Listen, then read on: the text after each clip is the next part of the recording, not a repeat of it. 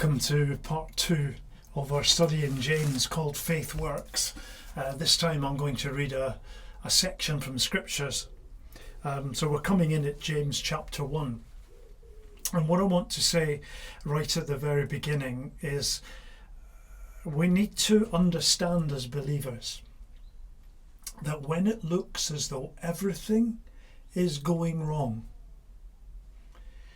it might be absolutely going right. You can't always look at your circumstances to measure how your Christian life is developing or how things are or what God is doing. So, James says, first of all, James, a servant of God and of the Lord Jesus Christ. He doesn't say which James. Most scholars will agree that this is James, the brother of Jesus, for several reasons.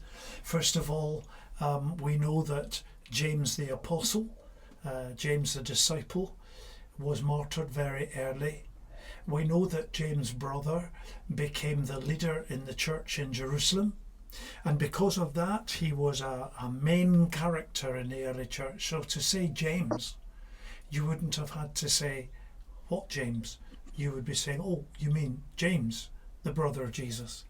James, a servant of God and of the Lord Jesus Christ, to the 12 tribes scattered among the nations. James sees the early church as the new Israel, the new 12 tribes. Consider it pure joy, my brothers, when you face trials of many kind. Consider it pure joy. It doesn't feel like joy. But James is saying, listen, because it looks as though it's all going wrong, it's not. Because you know that the testing of your faith develops perseverance. Testing is valuable. Testing is productive. Testing develops perseverance. Perseverance must finish its work so that you may be mature and complete, not lacking anything. A real sign of Christian maturity is that when things really go wrong, one stands with faith in God.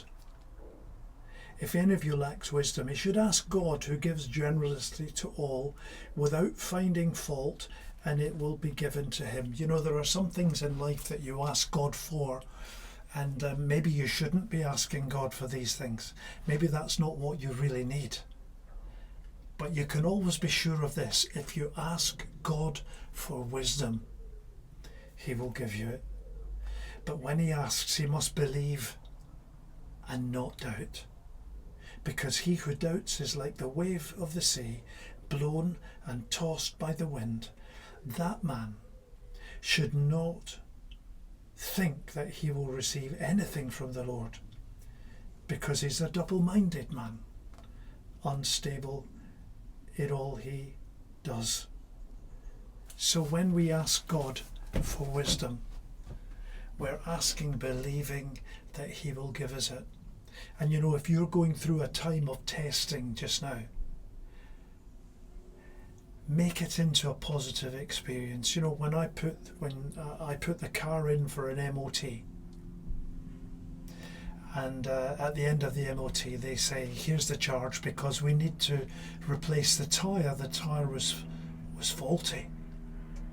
I don't say, oh, I wanted to keep that tyre, I wanted to run that tyre. No, I say, oh, that's a good thing, because I don't want to be driving around with a faulty tyre. So the testing process was there not to fail the car, but to improve the car. And that's what God does when he tests us. He's working on us, and he's developing, if we go with it, he's developing perseverance.